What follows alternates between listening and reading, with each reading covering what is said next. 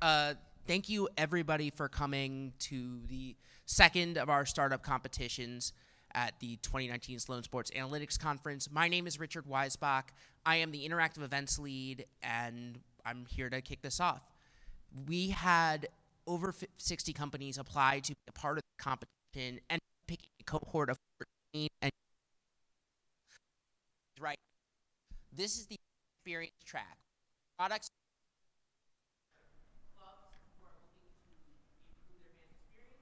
or fans.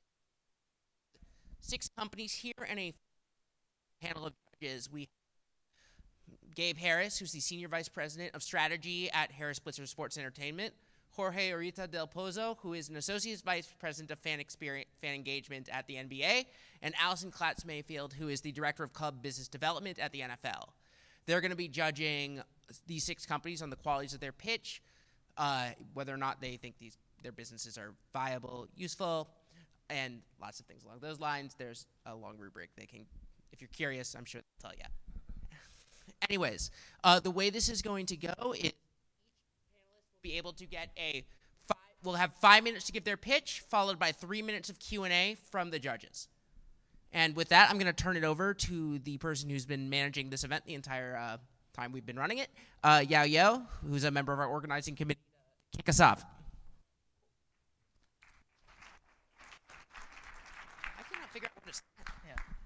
Hey guys, my name is Yao. I'm a first year MBA at MIT. Thank you all for coming. I think the first startup that we have is Evey Analytics. Evey Analytics?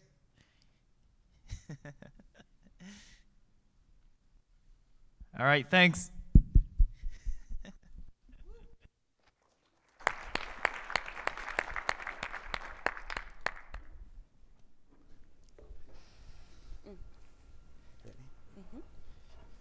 Can everyone hear me?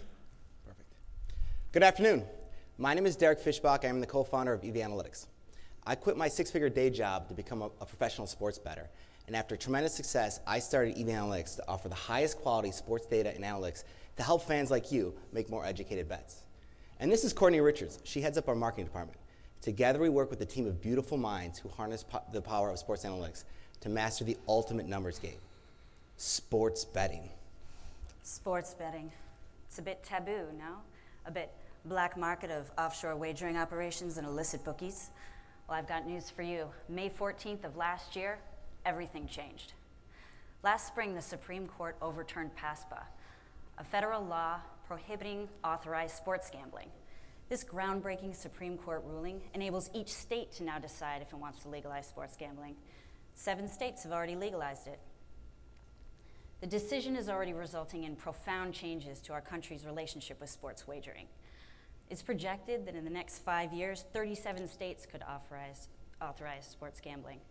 It's also projected that by 2023, the market could be worth $5 billion in annual revenue. And an overwhelming 80% of Americans already support legalized sports betting in their state. This represents an explosive and growing opportunity, especially to enhance the fan experience for millennials. That's because 44% of sports bettors are millennials looking to enhance their experience. So instead of betting on which team is going to win, they're betting across several bets within the game, across niche markets, to be invested and engaged in every aspect of the game. So here's exactly how we help fans profit. Our betting models not only predict the probability of a sports betting outcome, but they quantify EV, expected value.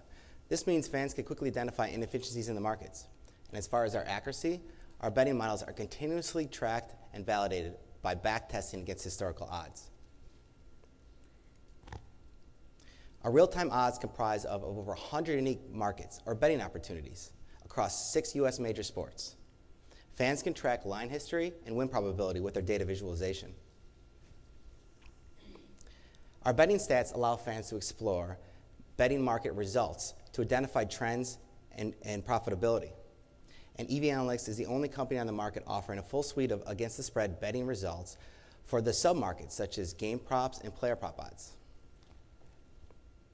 Lastly, our B2B custom solutions include data API, consulting, predictive analytics, and odds making.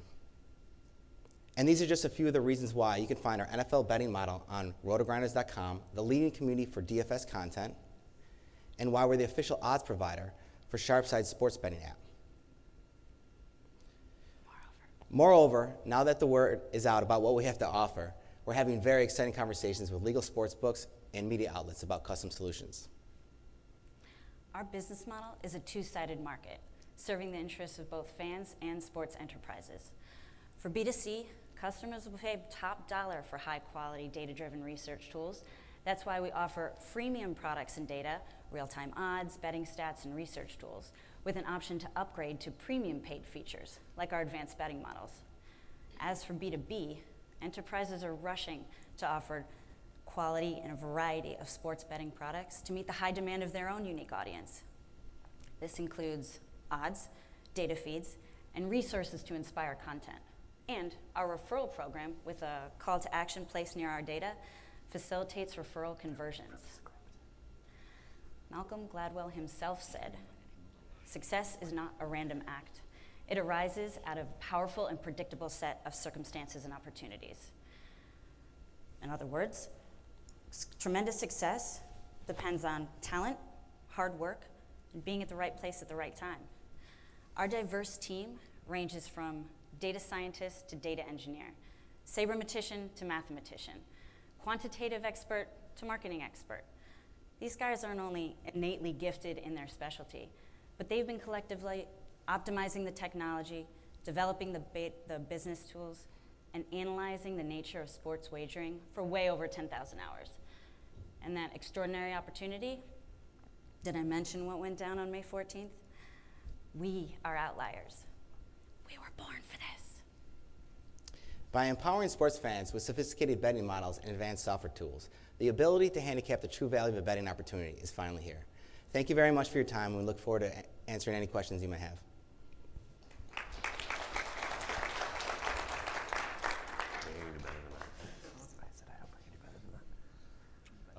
Thank you. Is this on? Yeah. So you mentioned the marketplace, $3 to $5 million, $1 billion. Sorry. So what do you see specifically, and in the short to medium term, as your portion of that marketplace? Because obviously, yes, since May 14th, there's a flood of companies, partnerships have evolved. There are big players. There's a lot of money in the space. So how do you, as a small startup, see yourself getting part of that TAM, and what is that? Yeah. Do you want to answer that? Absolutely. We are looking at a very exciting 2-year plan right now. We're a very young company, so what we're doing right now is trying to partner, and we're having very exciting conversations about it, with legal sports books and sports media outlets to find the right strategic partnerships to bring the best products to market. Yeah, we're having great conversations with legal sports books and media outlets. It's hard to project exactly what what we plan to, what path we are. We're having very exciting conversations. We're exploring all sorts of opportunities, and yeah, we're really excited. How are you planning to acquire customers to get people to try the product? Sorry, can you say that again? How are you trying to acquire customers and to get people to try your product? Sure, yeah. So right now we're offering all of our products free, so they can check it out. We've had our products on rotogrinders.com and Sharpside, so they can see that, and it's completely free right now. At some point, we'll offer a subscription base to upgrade them to the advanced betting models. But then we're also offering, for the B2B custom solutions, we are aggressively targeting sports media outlets and legal sports companies, just to give them out there and kind of give them our products to try it out. So obviously with the change in legalized sports betting, you have people that have been doing sports betting for a long time and people that may just be entering this market. So how does your product kind of address both of those groups and kind of everything in between? Sure, yeah. So we want fans to wager responsibly and be educated. So we have a full suite of products. We're going to educate them on how to be better, more educated, and make more profitable bets. And then, I don't know, would you? Yeah, absolutely. I mean, we find that there is the daily fantasy bettors are really primed for this. It's a very natural progression. But then also the sharp bettors are really interested in our products because you know, this is a grind, right? You really have to spend hours and hours doing this. So we're here to give that time back to them so they can look at our data visualization and really pinpoint very clearly and explicitly what is a profitable bet. You know, expected value. It's one thing to, you know, be able to define probability, but the expected value is really where we differentiate ourselves, and sharp bettors recognize that. Additionally, we feel there's not a lot of competitors in the space, so we're really excited. We feel like that our products are innovative and we differentiate ourselves. A lot of the people in the space are developing written content, which is not necessarily as predictive. It's more narrative. So we're trying to build data-driven products that actually are predictive and help fans make more educated bets. So that's kind of how it differentiates ourselves from the competitors. There really isn't a lot of competitors in the space because it's so new in the U.S. Mm-hmm. Especially in the U.S. Yeah, and a lot of the professions in the sports gambling, a lot of professionals are based overseas. Mm-hmm. So they're not as familiar in the U.S. markets mm-hmm. as someone else in the United States might be. Mm-hmm. So we're really excited. We think that we can differentiate ourselves from them. Have you validated with or tested the models and you know? Absolutely, yeah. You'll be able to track our you'll be able to track our models on our website. We'll show the return on investment. Our models were tracked by a third party for 12 weeks. We generated over 230 units of single unit bets. So you'll be able to track that, and we have a vast historical database that we use for back testing or as a benchmark to see actually how profitable our predictive models are. Mm-hmm. And a lot of people that do predictive models, they don't necessarily have these odds that they can use to back test or actually quantify exactly how profitable that model may be. So I feel like we have that advantage compared to some of the others. Last question for me. Sure. What data sources are you using? I mean, obviously there's a lot out there. Can you talk a little bit about what Sure, you're yeah. using? So the sports books are providing data APIs. We have stats, and all of our analytics team, they are anything from sabermetrician to mathematician, data scientists. We use stats, but then we also validate it against the historical odds. So we have a data feed for odds, and then we basically have for all of our models use statistics. Thank you very much for your time. I appreciate it. Thank you.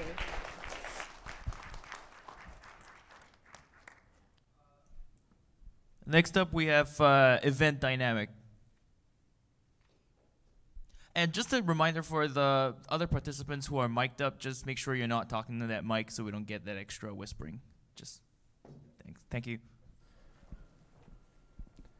Good afternoon, ladies and gentlemen. My name is Robert Smith, the founder of Event Dynamic. Thank you for joining us today. So there's many challenges in ticket pricing today.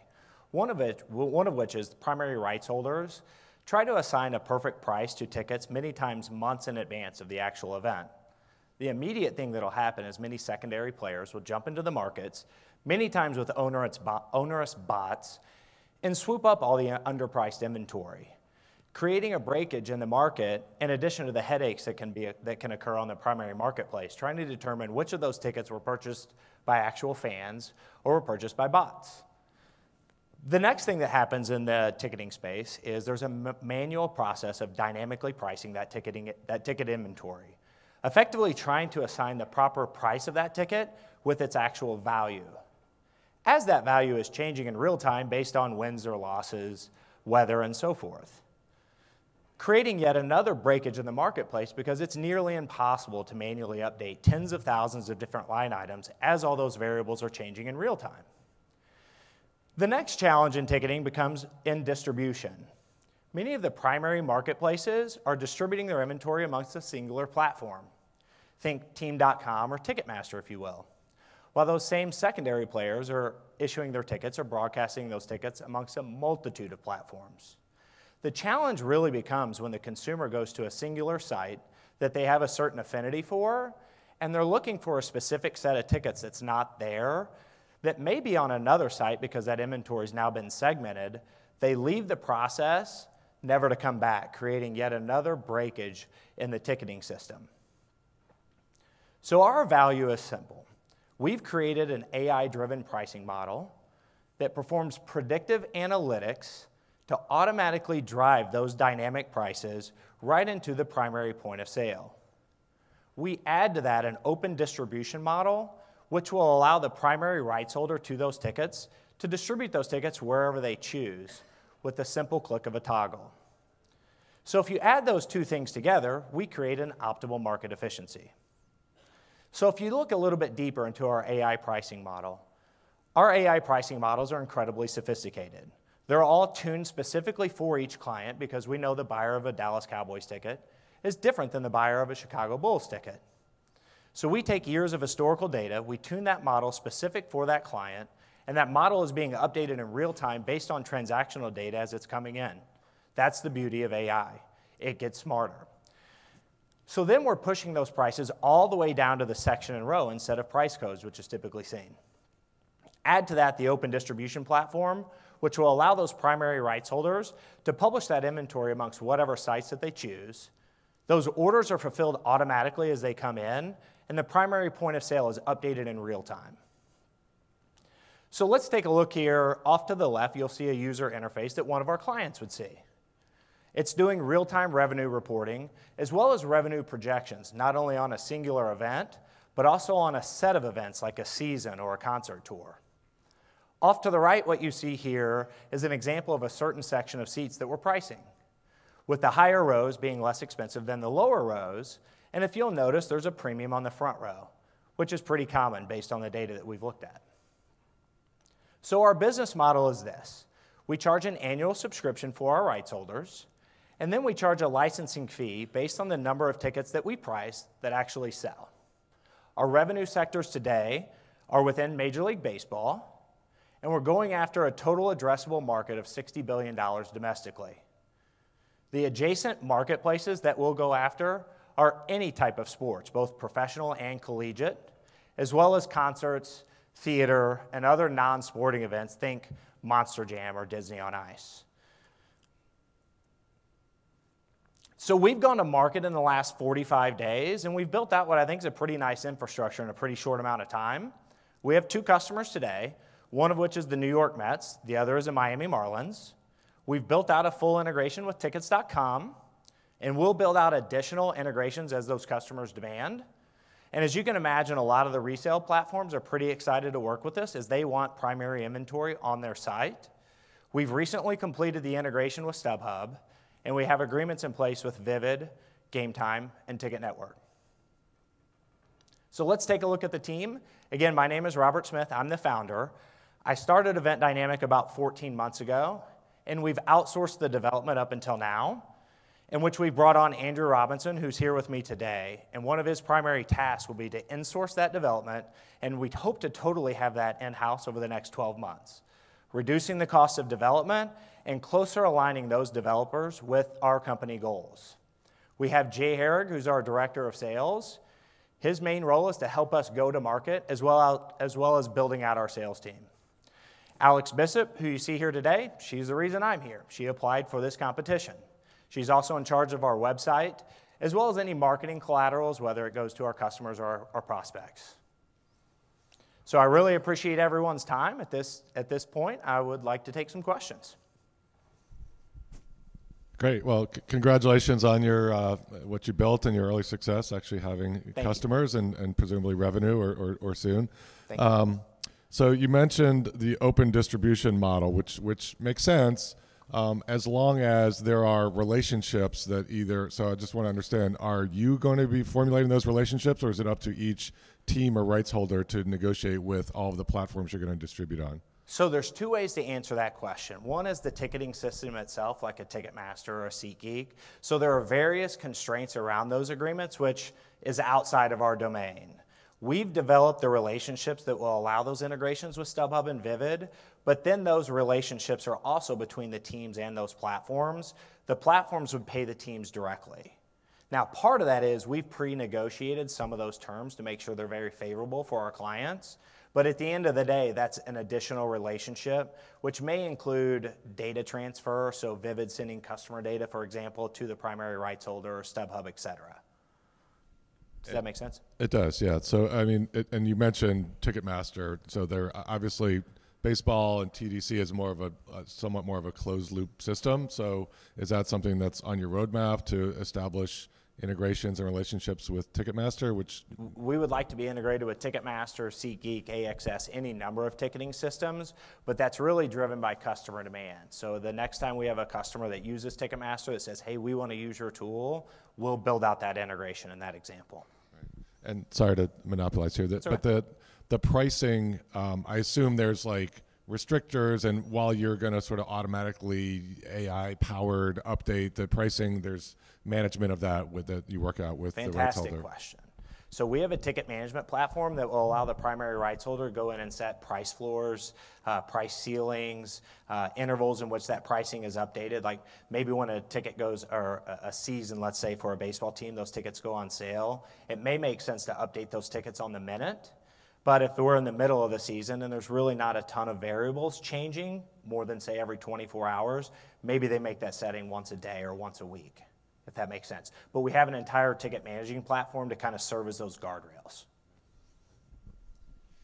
So related to the Ticketmaster piece, Yep. Ticketmaster has PriceMaster, which is, dynamic pricing tool, among other things. So do you have any concerns with that being a competitor to being able to integrate with Ticketmaster? I mean, that's really probably a question for Ticketmaster. Our position in the space is more competition is good for the rights holder. So the more tools that there are to help the rights holders, we think it's better for the marketplace. We think we give a tremendous competitive advantage for our customers, and we think that would, in turn, that would be a competitive advantage for Ticketmaster. But how they feel about the two competing, I think they would say, hey, if we have a customer that really wants to use your tool or prefers it over a PriceMaster, for example, our hope or thought would be that they would allow us to integrate with them. And have you thought about so you have the Mets and the Marlins, and so you focus clearly on teams. Have you thought about the broker community? It's very interesting. So we had a lot of the folks within the broker community stop off at our booth. We're interested in that market. However, if a certain ticket broker has $2,000 worth of tickets, our tool's too sophisticated to could we price $2,000? Yeah, but the economics really wouldn't make sense. It's really meant for high volumes of transactions, if you will, which is why I think we lend ourselves more to the primary markets. Can you elaborate on specifically what is going to make your pricing model better than anything else that's existing? Sure. So I think the main thing is that we're taking data. Our model is updating. It's not static. So we're leveraging the technology of artificial intelligence. So it's getting smarter and smarter. As we get more and more teams that sign up, that inherently makes our tool better, right? So I believe the secret sauce that we have is the artificial intelligence component. That is the component which we submitted a patent for on Monday, actually. We think that makes it far superior. And frankly, as those algorithms, if you will, are updating over time, we think it makes it pretty tough to compete against us, right? Because we're getting smarter and smarter and smarter to where a human being updating an algorithm as quickly as our computers can. It's a virtual impossible task. Thank you. Hey, thank you guys very much. Thank you.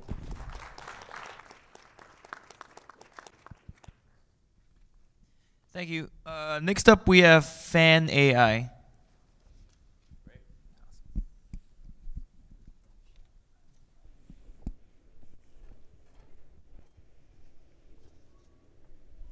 Great. My name is Johannes Waldstein. I'm the founder and CEO of Fan AI. And we're an audience monetization platform first focused on esports and that audience, and now moving into NBA, NFL, WWE, other audiences. A little bit about the team. 3 founders. We're now a team of 20. We've done $4.5 million of funding so far, doing a $7 million Series A. Our head of product I've known for 10 years. Founded another company with him, worked with him at Sapient Nitro. Our CFO and COO ran Google Business Services in Europe. In fact, angel invested 2 years ago in our business. We're 2.5 years old. So we've got great set of managers and a team of 20. So a little bit about our market. We have 30 clients. We're at about $1 million of annualized revenue, doubling about every 3 months. So we're growing really, really fast. We have 8 out of the top 10 teams in esports. We have a client with 70 million players, so high-res studios. We have all of their first-party data. Esports is really, really big. Fortnite is huge. Apex Legends is now huge. But it has a challenge, which is, who is that audience? How do you monetize those millions of people? They ad block. They don't watch television. They're on mobile. So who are they? People are starting to realize that they're not just geeks in a basement watching Twitch, that's much broader. Parents are seeing that because their children are playing Fortnite and watching Ninja. Employers are seeing that because people working for the company are playing NBA 2K or are playing Apex Legends or PUBG. So gaming and esports is now much wider. So 2.5 years ago, we founded FanAI really to solve 2 problems in audience monetization. The first one is, how do you build a demographic profile, so sort of a social graph based on first-party data? So if I'm a publisher, or if I'm a league, like I'm the NBA 2K or the G League, the 17 teams in the G League are our client, they came to us and said, we don't really understand who our fans are. We see who comes to the stadium, we don't know who's outside that. So how do you use algorithms and machine learning to take an email and to figure out who are they on LinkedIn? What social content are they producing? What are they spending their money on? What types of brands are they interested in? What life stage, what passion drivers do they have? So trying to figure out, who is that audience? How do you segment? How do you predict what that audience will do? And then second, how do you look at real-world attribution? Real-world attribution is super, super hard. I worked at a company called dunnhumby, who are the market leaders in loyalty data, almost 1 billion loyalty cards worldwide. We could see lifetime customer value because I could see the point of sale transaction data. What we've been able to do as FanAI is have that relationship with MasterCard, have that relationship with First Data. So we're able to do what's called client data enrichment, which is to be able to take GDPR compliant, opted in data and enrich that using Experian to offline purchase behavior. So we can't de-anonymize, we can't figure out what product you bought, we can't take the purchase data and figure out who you are, but if you've bought merchandise, if you've joined a mailing list, we can see what types of things you spend your money on. This is very similar to what Facebook and Google do and Amazon. We're trying to provide that both to rights holders and the insight to the brands. This is a little bit more technical, looking at some of the data sources that we have, like Reddit, like Twitch, like Instagram, like MasterCard, like First Data. And for the real techs or data scientists out there, our head of data science is here, and Harry can answer the more technical questions. So this is an example of looking at real purchase behavior data in QSR. Unlike a panel, we don't sample 2,000 people and then try to multiply it out or take an average out. We really look at all of the data. So if our client has an audience of 4 million or an audience of 400,000, we try to match as much of that as we can, and we really report on what all of that is. And we're able to come up with really interesting insights, like what are the brands that these people are really interested in? What are the streetwear brands, for instance, that these consumers are talking about on Reddit, that they're following on Twitch? What categories are these millennials or Gen Zs really spending their money in? We have, again, a two-sided market. We have people who have data, who pay software as a service to us to enrich their data and help them win sponsorships and report to brands. And on the other side, we have brands and agencies that want to optimize their spend, whether that's an ad spend and see attribution, or whether that's like a HyperX trying to figure out where in my portfolio am I really getting a good return. Is this influencer doing more for me, or is this team doing more for me? Maybe this event. So again, we have a majority of our clients on the data side because we needed enough data. And now we're starting to grow onto the brand and agency side as well. So thank you for your time, and look forward to the questions.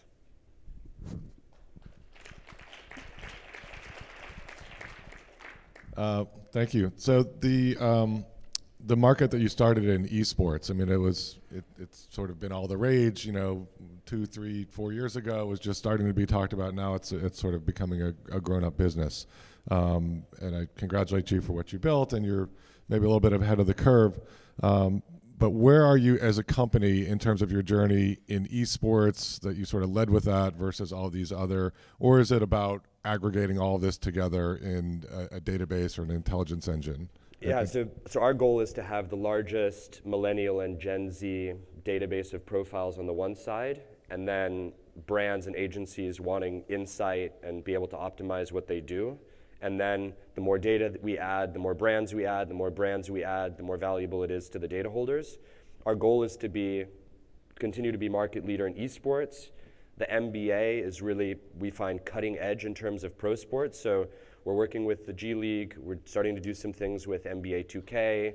We work with Orlando Magic, Cleveland Cavaliers. So we see them as early adopters. And then we'll move from there into some of the other pro and college sports. And as you get broader in the market, and let's say you just gave the example of college, where there may not be data scientists and people that are as sophisticated to leverage this, how does the product or the services actually manifest if I'm at a college, let's say? Absolutely. So we have both self-serve products that allow you to go in and see where does my audience live, what are their gender, very easy pie charts that help explain that, click through it. There are also services where we have an analyst or a consulting team that can go to them and say, what are your objectives? Are you trying to grow your audience? Are you trying to win more sponsors? Are you trying to renew sponsors? So we can kind of help them with that. What we found is that the brands and the agencies are actually more sophisticated, and they're the ones that are driving a lot of this. So you'll get a T-Mobile and an Endeavor, and they will go to Overwatch League and say, look, this impressions-based report isn't doing it for me. I want to know more about who's spending at T-Mobile, who's buying devices. Can you help me with that? And then an Endeavor or T-Mobile will help bring us into the equation. We think college would be very much like that, which is the people who are giving millions of dollars to the colleges want better analytics back, and they're the ones that will help make that happen.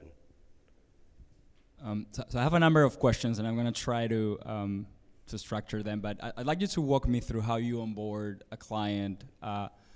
Does the client give you their email list or their database, and are you basically matching it to social? It sounded like you were describing that process. How is that different from what a LiveRamp would do? Yeah. And then I specifically want you to touch up on the transaction side. Yeah. What's the scale of transaction volume that you have, and is that population representative? Yeah.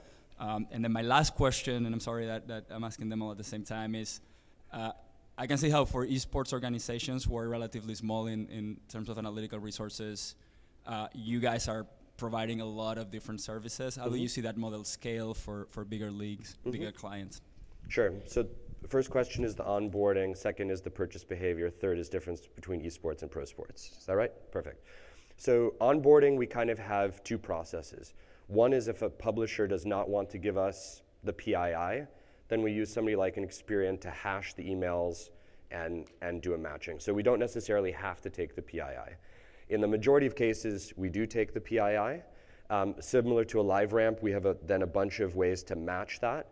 We do have exclusive relationships with MasterCard and First Data.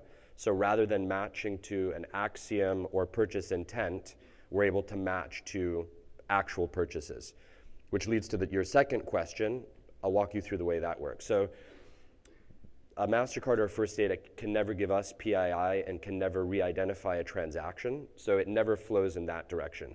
It always flows from an opted-in individual who's either bought a ticket or joined a mailing list or in some other way said, you, the team, the data controller, are allowed to hold my data. We act as a data processor in GDPR speak, so we basically match up against those terms and conditions. Again, we use Experian as the secure matcher. So we give the email list or the name and address list or the phone number list to Experian. They never hand that off to the payment service provider.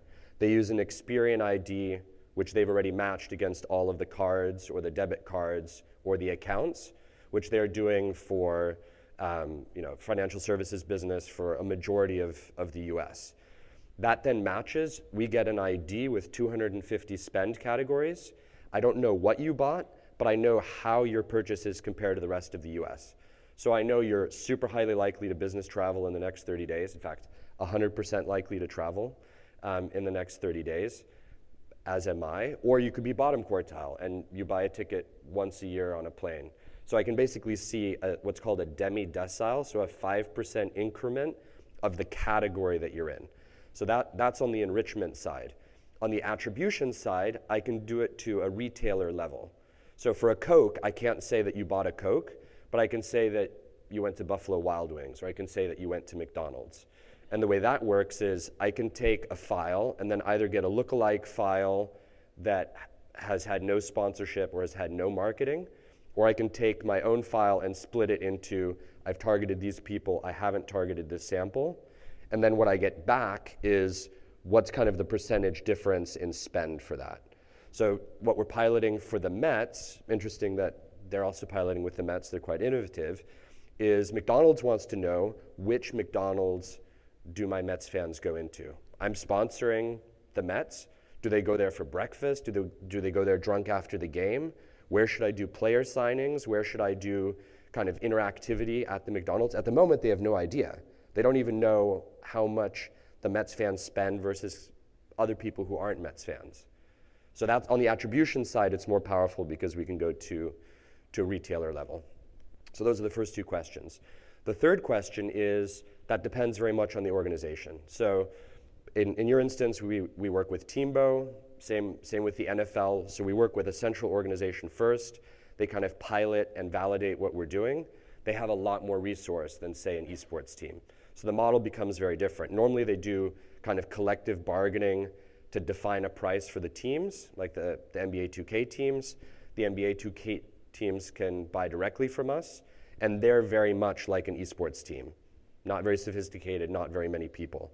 When we work with somebody like WWE, they want consulting services, and they want technology services, and they want an API to our back end, and they want bigger models as they move from BAMTech to Endeavor Streaming, trying to figure out everything that we know about Twitch. How can we apply that to there? So we have big enterprise clients where it's a deeper relationship and it depends on what their needs are, but often those big clients then push it out to the sub-teams below that or the people below that. Did that kind of answer your three questions?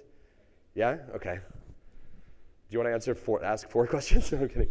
We're a little tight on time, but I'm just curious, what is the financial model from the perspective of a client of yours? You talked about there are the consulting pieces, or directly into an API. So Yep. How does that set up?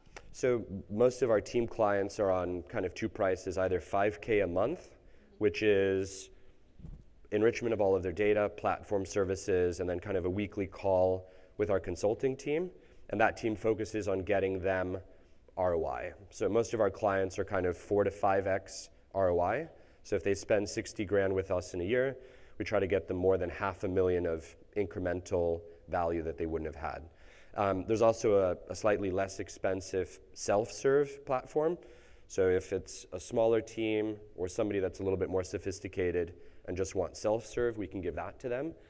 In terms of somebody like a WWE or an NBA, that varies very much depending on scope, right? So if somebody like High Res Studios, they give us 70 million emails and all of the in-game player data. They want to figure out how to monetize 2D and 3D assets in game. That's, of course, a totally one-off, different type of project. Very similar core tech, so matching is the same, UI is the same, but the amount of data and the outcomes that they want are segment my audience, tell me who I should give this kind of experience to versus that kind of experience. So it's more about personalization. Does that answer it? Thank Super. you. Thank you very much. Thank you. We have FanShare Interactive next.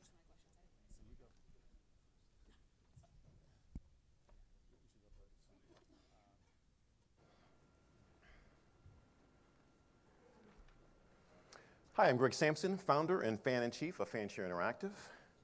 I spent the last 25 years in technical product development, working for some of the world's best engineering companies, including IBM, Texas Instruments, and Intel.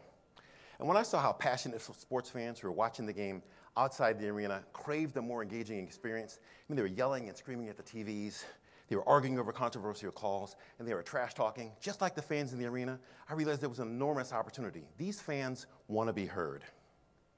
Now, we all know about the problems that are happening in broadcast TV today. 20% drop in viewership that's continuing to get worse, plus this rising cost of content. Now, ESPN lost 10 million subscribers and over $750 million in subscriber revenue.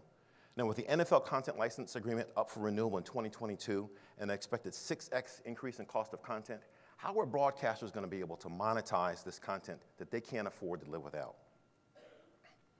We say an interactive ad delivered to a larger, measurably more engaged audience will be worth 30 to 50% more to advertisers. And with over 500,000 TV ads during sports, live sports, well, you do the math. Now, as I mentioned, this is an enormous opportunity here. There are 180 million sports fans in the US, 90% of whom never get to a live game. Now, broadcasters, this market is currently $19 billion. And through FanShare, we can increase the size of that market for broadcasters to $35 or $40 billion by increasing the aggregate revenue that broadcasters can generate through interactive ad and programming content.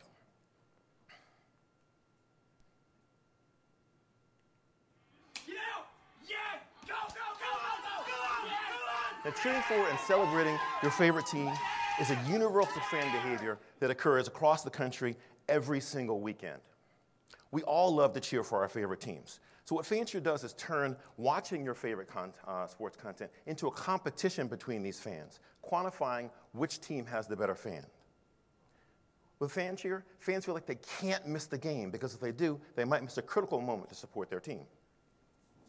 FanShare amplifies what fans naturally do when they watch a game.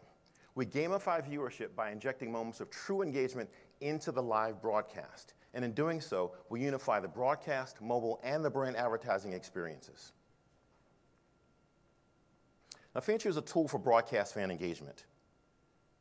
As fans compete head-to-head for branded rewards during the live broadcast, we're giving broadcasters and their advertising partners a way to reach passionate sports fans in a way that's never before been possible, truly reach beyond the broadcast.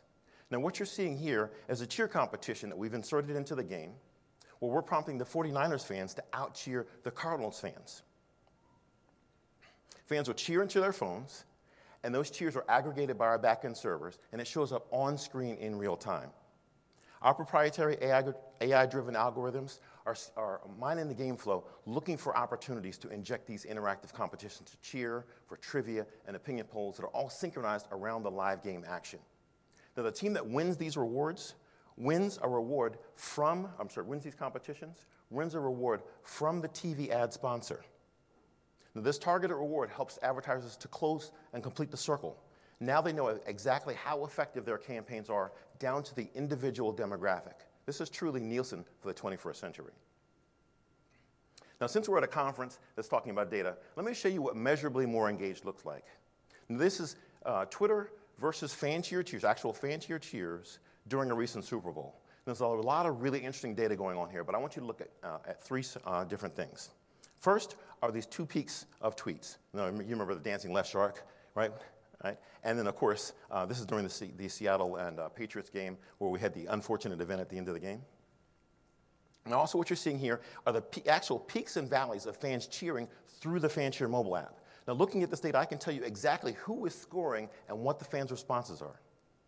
Now, because we know exactly what's going on in the game moment by moment, you can, if we zoomed in here, you could see that the FanShare response always leads Twitter because you cheer before you tweet.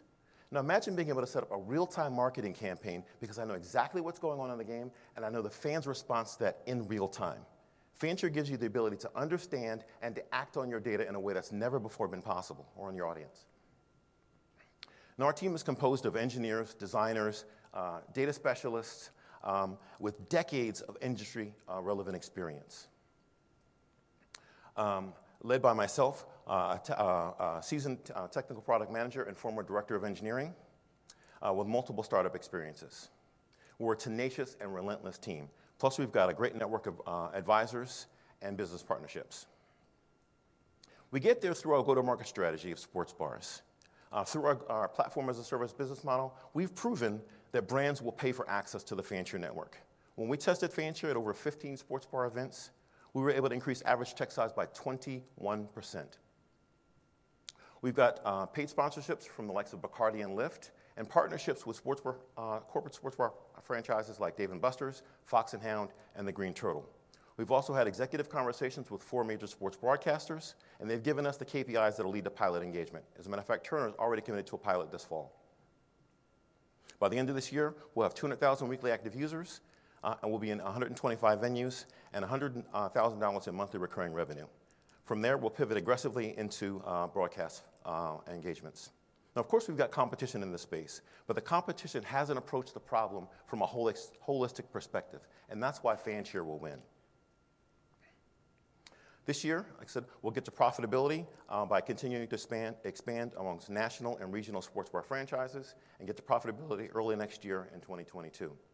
As far as an exit, we see ourselves being acquired by a broadcaster who's looking for a strategic manner to address the rising cost of content, but also providing a better overall viewer experience. So in summary, FanShare is the interactive sports television platform that uses interactivity to bring the fans into the live game, breaking that fourth wall. We're addressing a $19 billion market that's got a crisis that's coming. Broadcasters, fans, and advertisers need more. We've got the experienced team and the commercial-ready product to do it. We're raising $1.5 million with 20% already committed. We have a demo in our booth, and I'm happy to take any questions. Thank you.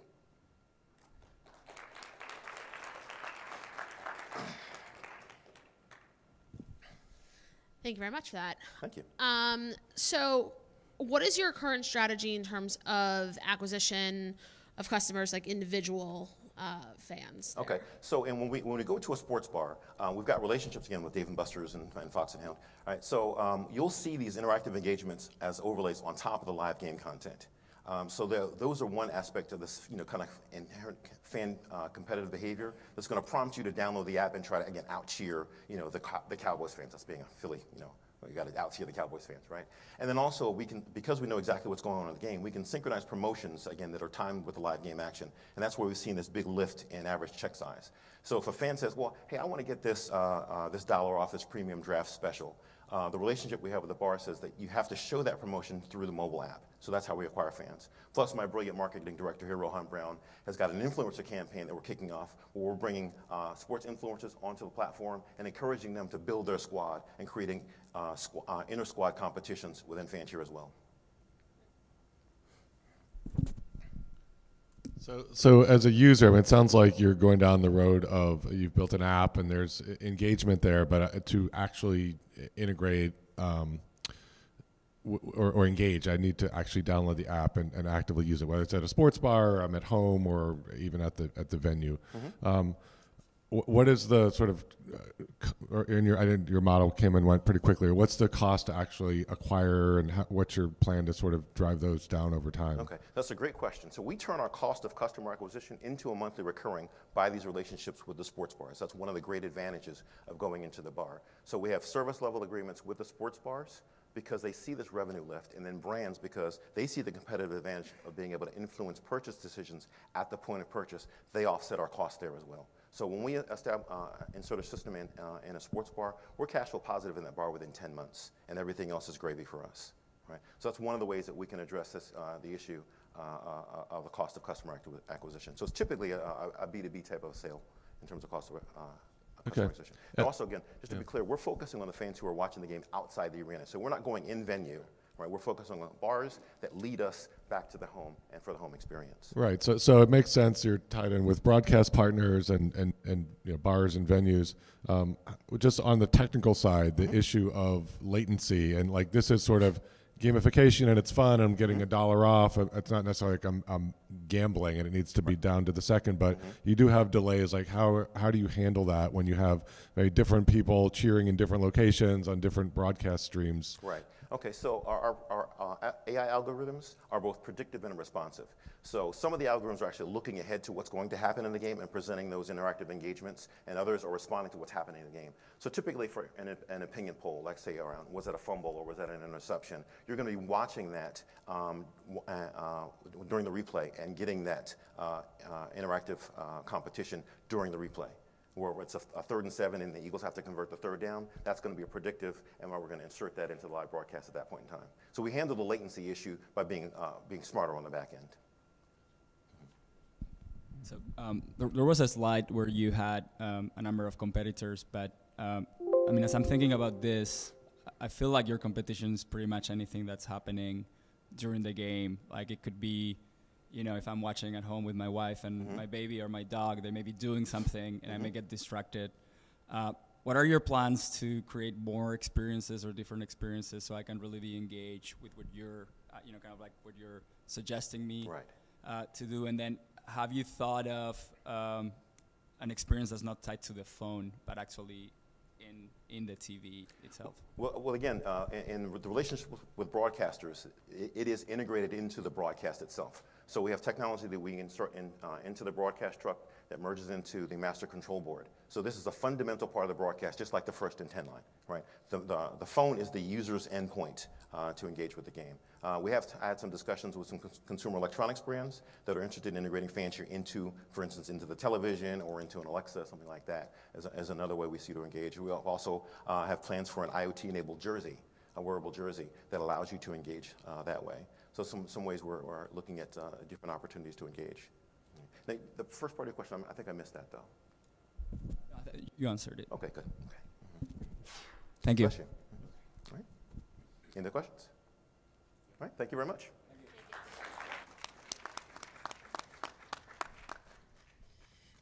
Thank you. Next up, we have Stat Rookie.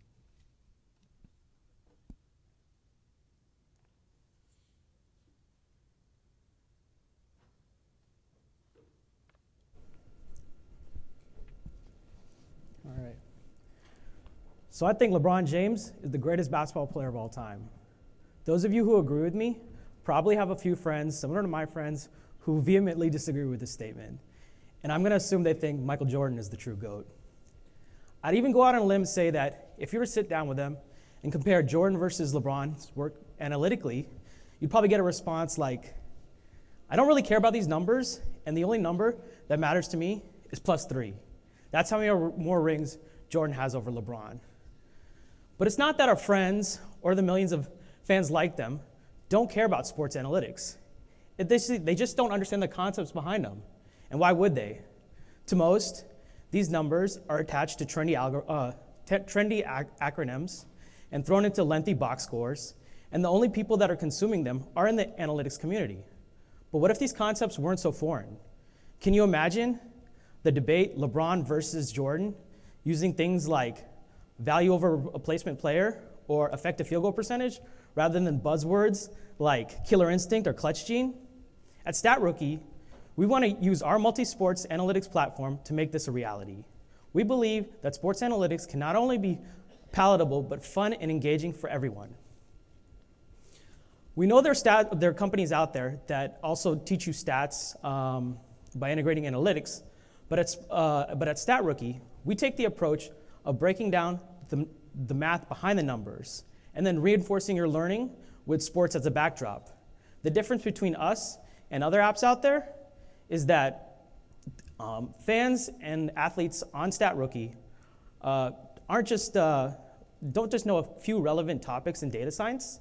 They turn into data scientists who happen to have awesome jump shots and can give on-point hot takes. On Stat Rookie, fans can select their favorite teams and players and use their in-game stats to learn sports analytics concepts. We then reinforce these concepts with challenge questions from in-game scenarios. As they answer more questions, the questions get more challenging. And as they answer more questions again, they're able to rank up their profile, adding a layer of competition to the platform. And if you're an athlete from any level of competition, you can use Stat Rookie just like the fans do, but you can enter your stats in to learn.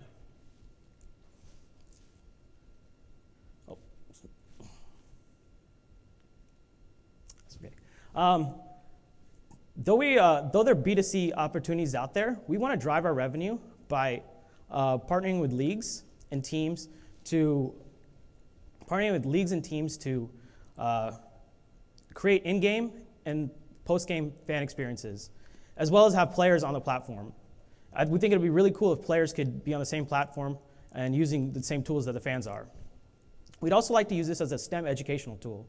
So we'd like to use this as a supplemental curriculum for schools and universities. Our path to market is to have our app available in Q2 of this year and have their customizable app available in Q3. There's a lot of talented people who have come together to make StatRookie into an awesome educational platform. We have a neuroscientist, a product developer at Microsoft, and an awesome design team who are making a fun and engaging app. As far as my background, prior to joining or founding StatRookie, I was a aerospace engineer. And the one thing I took from all of my experience at my company was breaking down things to fundamentals and really working on developing education is primary, and that's what I'd like to instill in our company. We're really new, but we're building fast, and we'd love to have your input about some of our content and strategies. So we hope by this fall, you'll take your talents to StatRookie and make us into the standard for sports analytics education. Thank you.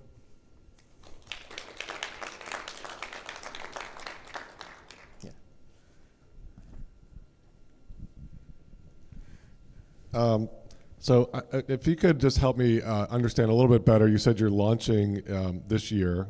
Mm-hmm. So you're launching an app. Yes. So what is describe the intended user or user sets that would want to engage with you? So basically, fans are able to select, they can select their favorite teams and players and use their in-game stats to explain sports analytics concepts.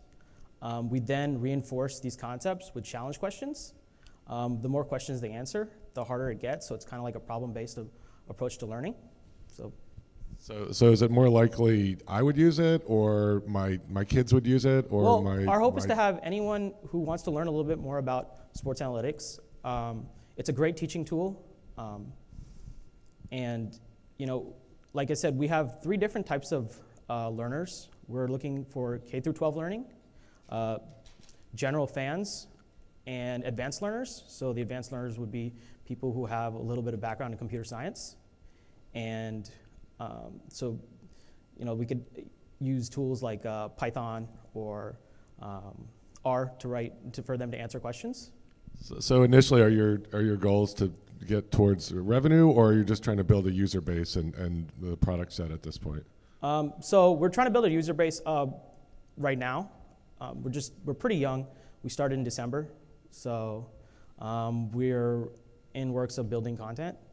So we're trying to build a user base and just get feedback from people over here. Great. Yeah. So strange question to ask in this conference, but there's a lot of people out there who don't believe in analytics. I'm thinking Charles Barkley comes to mind, and then there's a lot of us who are actually understanding of the value of analytics, but irrational enough in our fandom that I still think LeBron is the best, and I don't care what the analytics say. And it's not my case, but it's kind of a joke. How do you deal with that, and how are you going to, overcome those perceptions? Well, people are still going to have their bias. That's not going to change. We just want to, create additional content and additional information for them to consume. Yeah. So you had mentioned, players potentially using it or teams. I understand the players piece maybe a little bit more. How do you envision, a team potentially leveraging this? Our vision is to have, not just players, but fans on the same platform together. We think it's really cool that if you're learning about your effective field goal percentage as a player and how you can improve it, a fan is understanding the same concepts, and you guys are together, learning at the same time. So that's how we're planning on you. Yep. All right. Thank you. Thank you.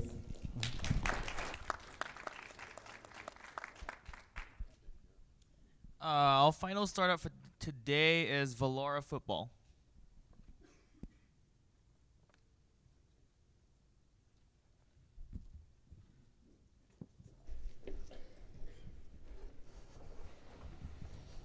Hello, my name is Javier Montero. I come from Barcelona. Here's my partner, Borja Burguillos, coming from Madrid. If you're interested in soccer, you may know we are very nervous right now because our teams are playing right now. So we'll see how this Bad happens. timing, bad timing. So we're going to explain a little bit about what we do in Valora Football.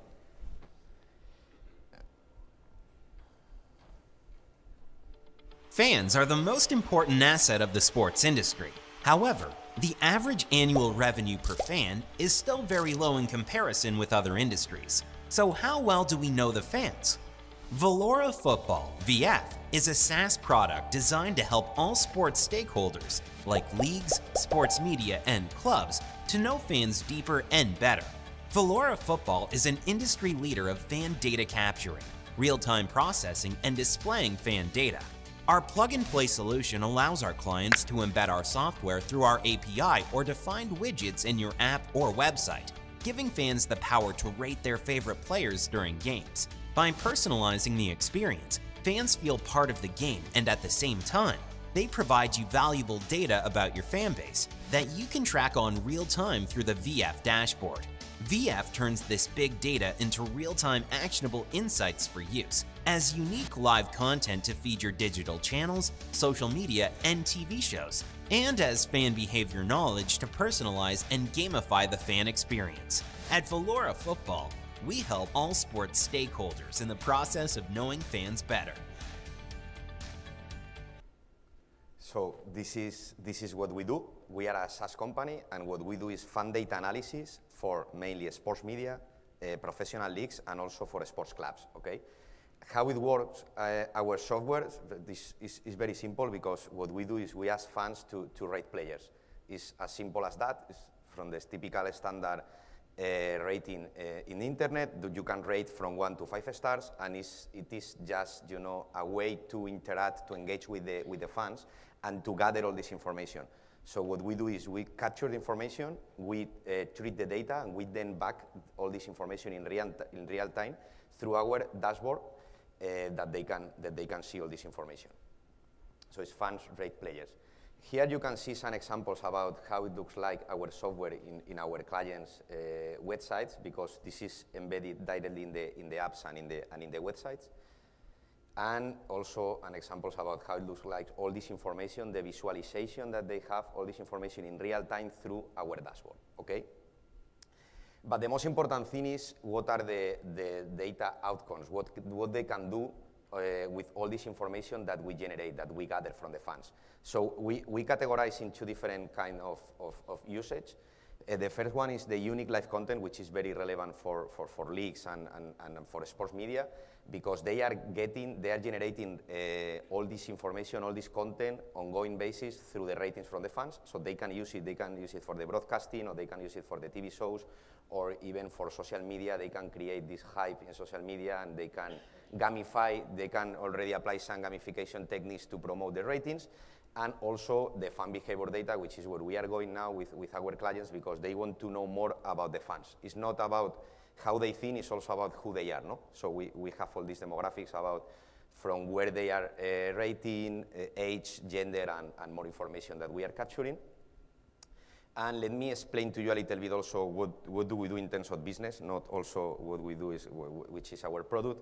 Basically, well, we already are working, we are operating, we have few clients. We have closed our first big clients in the States here with DirecTV Sports, but we already have other media sports and clubs in other regions. And we are in the process to try to close also big players everywhere, okay?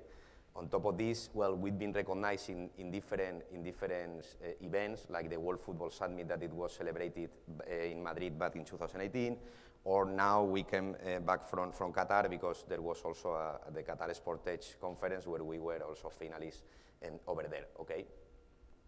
And the growth plan? The growth plan, as Borja mentioned, we have been working with clients in Middle East, in Europe, and in Latin America market.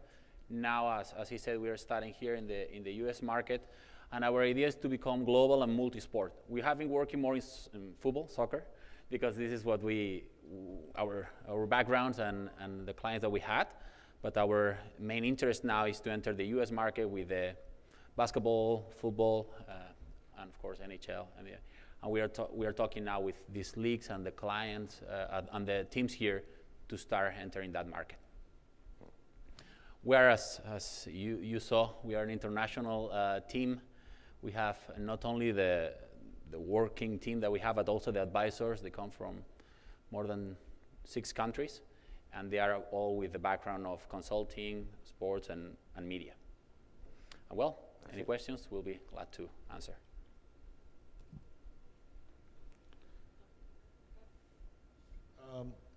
So I like the concept of keeping it simple and 5 stars, but can you explain a little bit more what's either current or on the roadmap in terms of the actual product? Like, is it, when you say you're going to gamify it, is it just like, who do I like the best right now, or is it, are there different kinds of questions or different sorts of information you're drawing out of fans beyond just 1 through 5 stars? Yeah, well, now they can rate all the players that are on the pitch, also the referee, which you will wonder that in most of the cases the referee has good ratings.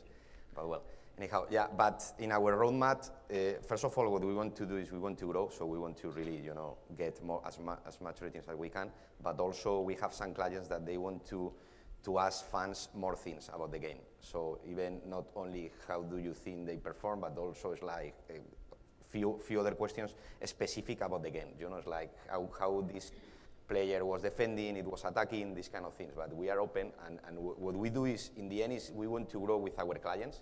So as we are as us, it's like, okay, we custom a solution for one client that we really see that this has potential. Then what we do is we already apply for the rest of the clients, and we already improve our product. In terms of when they rate, we do the live game because we want the data to be real. So while the game is happening, we give always with our clients about 2 hours after the game is finished. So the rating, it's meaningful because it's during the game. If I rate something that happened 2 weeks ago, it's not going to be so real. That's why we want to keep it during the game and maybe after a little bit. And I'm curious, have you thought about, as potential customers, besides the leagues and the teams, actually the players themselves or their agents or brands that might be interested in? Yeah, with brands, one of the first pilots that we did, a brand was involved because it's very appealing to them, this concept of the voice of the fans, by whoever. So yes, and normally our clients, they do is they get a brand involved in the creation, they get the service from us, but they get a brand sponsoring that, but that's their thing, we sell the service. Yeah, and they are interested, as you said, on all this fan behavior and to try to go to the consumer. And potentially in our growth plan is to become a B2B2C, but we still see this too far, so still we are in the phase of growth. Talk a little bit about the type of data that you get on customers, because I'm assuming some of these experiences are going to be open, and some of them people are going to have to go and register. Yeah, well, it depends totally on the client. Some clients, they want to ask for a sign up because also, for example, in some of the medias that they have a close community, so you need to sign up and they want to keep it like this, and then we ask much more information. In other cases, if they want to attract, much more ratings, we keep it open, but then what we do is we push them to rate by, with these gamification techniques, it's like, okay, if you really rate, because they get points by rating, okay? We didn't mention here, but it's like there is a gamification behind, so you can use this gamification to try to engage with them. They get these points if they rate often and they rate well in comparison with the average. So then, this is really it's a push for them to get more sign-ups, no? And then get more information from them. If they don't sign up, we have some information because also we ask them after every rating some kind of simple questions. But ideally, we want to make them to sign up to get all these demographics, all this information. And kind of following on that question, so it looked like for the most part, people are integrating it into their own app already, so it's another piece of that. So are you combining, like if a team is collecting other information on their fans from behavior within the app, whether that's purchase behavior in a stadium or something they're doing outside of that. Are you integrating that with what you're seeing? Like I saw some of the demographic stuff, but is there other data that you're integrating there? No, we treat with every client separately, I would say. So it's like we give them the data that we capture from their platforms.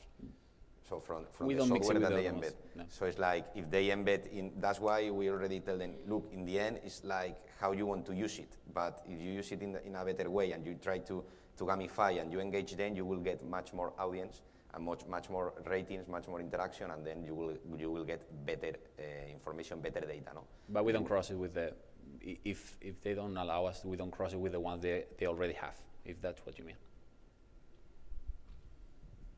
And then one more question. So you were showing, potentially overlaying some of this in a broadcast or a TV show. So is that something that you're just providing that data to, like if you had a partnership with a club, would you be providing that data to the club and then they're going and selling it to their broadcast partner, or is that something you guys are doing directly or in conjunction with the club? It depends. For example, now we are talking with a broadcaster. We're going to give them the data, or they can get it from the API system, and they can put it as they want in the broadcasting. If it's the team, it depends on how they're going to sell it to the broadcaster. That's But from our side, we share to them. Yeah, we share the information to our client, which can be the club or the broadcaster. The broadcaster, of course, is very easy for them to show it on the screen. For the team, it depends. They can show it in their social media, they can show it in their websites, or they can go and sell it to the broadcaster. Actually, the issue that we find with the clubs is they are more interested on the fan behavior data, so to know fans better, rather than in the content. Why? Because when your team is not performing well, you don't want to show in social media on your channels that you have players that they are not being well rated, So they don't want to show this information while, the sports media is the content is very good for them because it's like, what do you think as the audience, no? So with the clubs it's more, they want to get this information, but they want to keep it, and they want to use more the fan behavior data and analyze the data. Yes. Thank you. Thank you so much. Thank you. Thank you. Thank you. Barca is going to win for sure, as we'll see.